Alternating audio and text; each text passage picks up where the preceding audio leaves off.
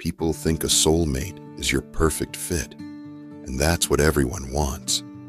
But a true soulmate is a mirror, the person who shows you everything that is holding you back, the person who brings you to your own attention so you can change your life.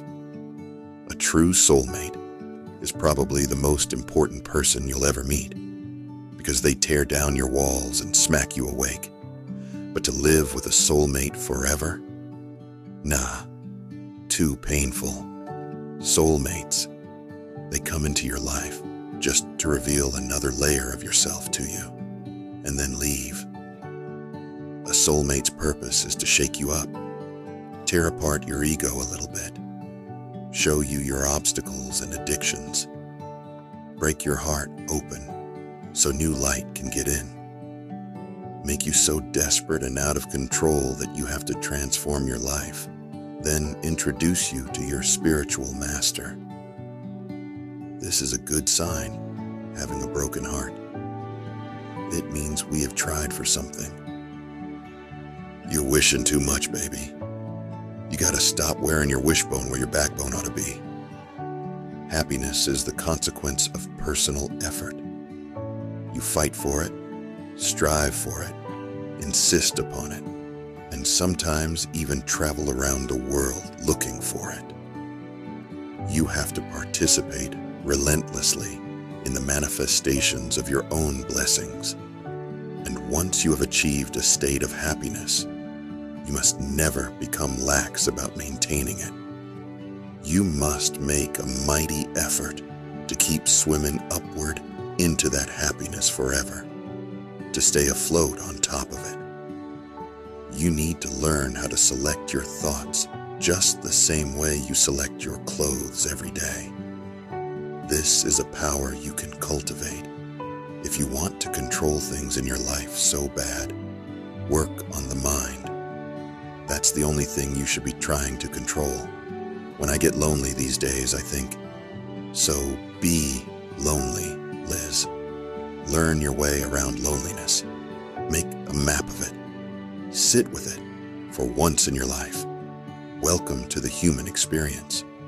But never again use another person's body or emotions as a scratching post for your own unfulfilled yearnings.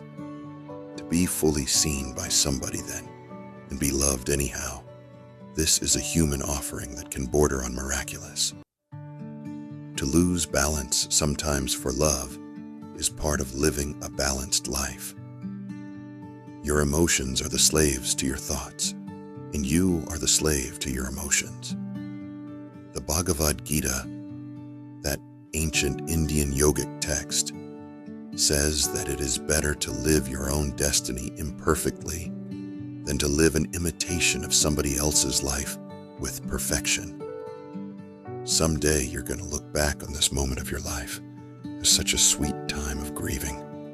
You'll see that you were in mourning and your heart was broken, but your life was changing. When you're lost in those woods, it sometimes takes you a while to realize that you are lost.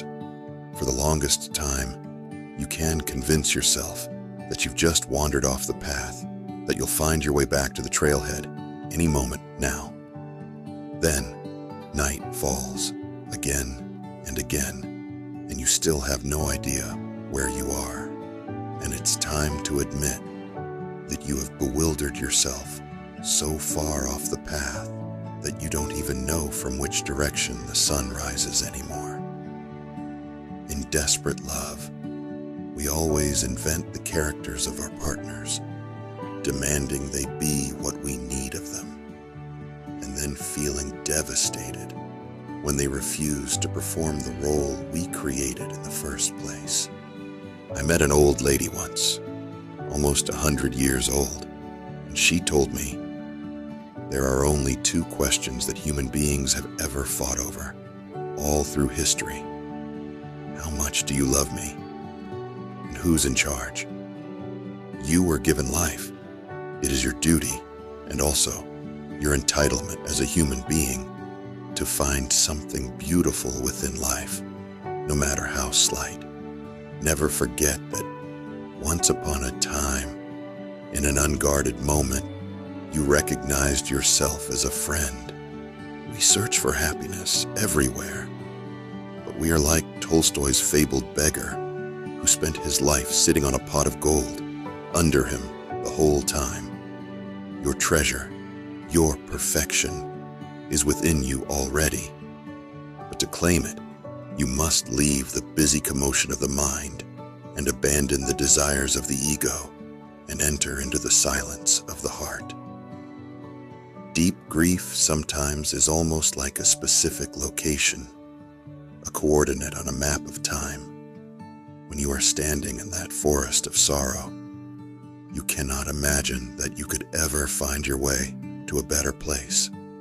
But if someone can assure you that they themselves have stood in that same place and now have moved on, sometimes this will bring hope. You can measure the happiness of a marriage by the number of scars that each partner carries on their tongues, earned from years of biting back angry words. Desiring another person is perhaps the most risky endeavor of all. As soon as you want somebody, really want him, it is as though you have taken a surgical needle and sutured your happiness to the skin of that person, so that any separation will now cause a lacerating injury. I was full of a hot, powerful sadness, and would have loved to burst into the comfort of tears, but tried hard not to, remembering something my guru once said, that you should never give yourself a chance to fall apart, because when you do, it becomes a tendency and it happens over and over again. You must practice staying strong instead. Faith is walking face first and full speed into the dark. If we truly knew all the answers in advance as to the meaning of life and the nature of God and the destiny of our souls, our belief would not be a leap of faith, and it would not be a courageous act of humanity. It would just be a prudent insurance policy. We don't realize that somewhere within us all, there does exist a supreme self who is eternally at peace. Prayer is a relationship. Half the job is mine. If I want transformation, but can't even be bothered to articulate what exactly I'm aiming for, how will it ever occur? Half the benefit of prayer is in the asking itself, in the offering of a clearly posed and well-considered intention. If you don't have this, all your pleas and desires are boneless, floppy, inert. They swirl at your feet in a cold fog and never lift. That's the thing about a human life. There's no control group, no way to ever know how any of us would have turned out if any variables had been changed. The problem, simply put, is that we cannot choose everything simultaneously. So we live in danger of becoming paralyzed by indecision, terrified that every choice might be the wrong choice. Do whatever brings you to life then. Follow your own fascinations, obsessions, and compulsions. Trust them. Create whatever causes a revolution in your heart. The resting place of the mind is the heart. The only thing the mind hears all day is clanging bells and noise and argument, and all it wants is quietude. The only place the mind will ever find peace is inside the silence of the heart. That's where you need to go. In a world of disorder and disaster and fraud, sometimes only beauty can be trusted. Only artistic excellence is incorruptible. Pleasure cannot be bargained down. And sometimes, the meal is the only currency that is real.